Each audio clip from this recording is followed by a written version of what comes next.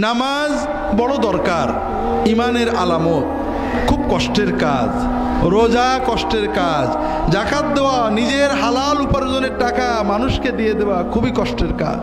তবে সবচেয়ে বড় কষ্ট ভাইরা, আল্লাহর দিকে তাকিয়ে ইমানের দাবিতে নিজের রাগ কন্ট্রোল করা, নিজের অহংকার রোধ করা, নিজের নফসকে নিয়ন্ত্রণ করা, এর চেয়ে কঠিন আর কিছু নেই।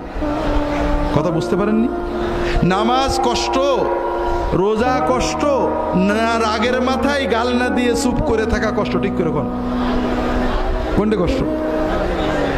সকাল থেকে সন্ধ্যা পর্যন্ত মুসলমান 17 ঘন্টা 16 ঘন্টা 15 ঘন্টা না খেয়ে না পান করে ক্ষুধা পিপাসায় বুকের ছাতি ফাটিয়ে রোজা রাখে না?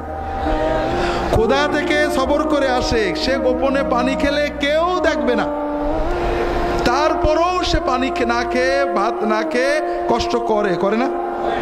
কিন্তু ওই মুসলমানই ওই রোজা অবস্থায় একজন একটা বাজে কথা করলে ভট করে রেগে খারাপ কথা বলে না? তাহলে 17 ঘন্টা না খেয়ে থাকা কঠিন, না রাগের মাথায় নিজেকে নিয়ন্ত্রণ করা কঠিন? হ্যাঁ, আপনারা বলবেন রাগ তো একটা মানে ন্যাচারাল, এ তো হুজুর কন্ট্রোল করা যায় না। এটাও একটা মিথ্যা কথা।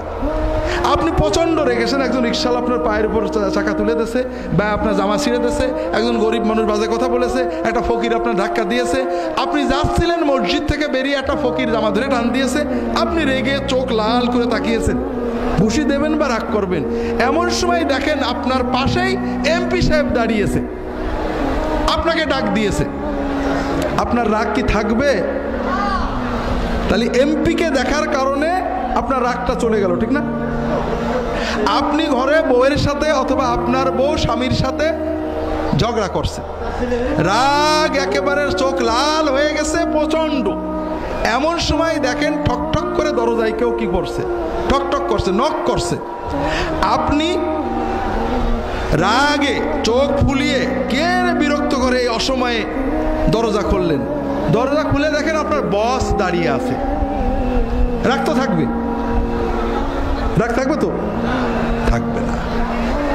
আপনি ঝগড়া করছেন আপনার বউয়ের সাথে, স্বামীর সাথে, অথবা বন্ধুর সাথে, অথবা আপনার কোনো অধীনস্থ একেবারে রেগে চোখ লাল হয়ে গেছে, যা তা গাল দিচ্ছেন, মোবাইল বেজে উঠলো, মোবাইল মনে হলো ফেলে দেবো, তাকাই দেখি প্রধানমন্ত্রী দপ্তর থেকে ফোন করেছে। রাগ থাকবে? থাকবে না? থাকবে না? থাকবে না। তাহলে আমরা যে বলি রাগ দমন করা যায় না, এটা মিছে কথা। রাগ খুব দমন করা যায়। কথা হলো আপনি কাকে দেখে দমন করবেন? এমপিকে দেখে, বসকে দেখে, প্রধানমন্ত্রীর দপ্তরের মোবাইল দেখে, নাকি আল্লাহকে দেখে রাগ বন্ধ করবেন? এইটা হলো ঈমান।